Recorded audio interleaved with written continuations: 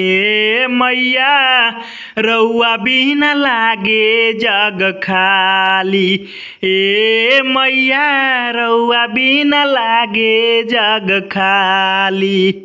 तो हेलो दोस्तों, आपका स्वागत है हमारे YouTube channel writer Mahesh Prajapati में। तो दोस्तों, आज हम एक न्यू ट्रैक सरस्वती पूजा स्पेशल सॉन्ग लेकर आए हैं जो काफ़ी अच्छा मैटर है, मार्केट में बजने वाला मैटर है, हिट होने वाला मैटर है। तो चलिए स्टार्ट करते हैं बिना समय गवाए मुखड़े के साथ। सात सुर के रचैया बाड़ सरस्वती मैया, भगता करेला दोहाली बीड़ावाली बीड़ावाली। ए मैया रउआ बिना लागे जग खाली।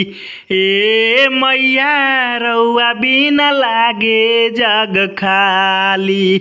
अंतरा फर्स्ट। तोहरा के मैया सभे जाने संसार हो, करेला दोहाई बलका कदी बेड़ा पार हो। तोहरा के मैया सभे जाने संसार हो, करेला दोहाई बलका कदी बेड़ा पार हो। ज्ञान के देवी हो महिमा निराली, भगता करेला दोहाली बीड़ावाली बीड़ावाली।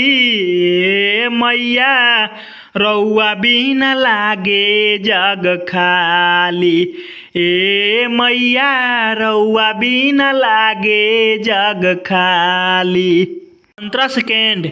हाथ जोड़ी मैया राउर बिनती हमार बा, महेश राज छोटू पे कृपा तोहार बा।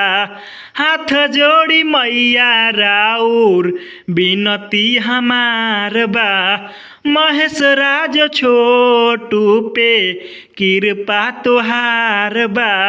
दुनिया के दाता हौ सरस्वती माता, जिंदगी लागेला हरियाली बीड़ावाली बीड़ावाली। ए मैया रउआ बिना लागे जग खाली। ए मैया रउआ बिना लागे जग खाली।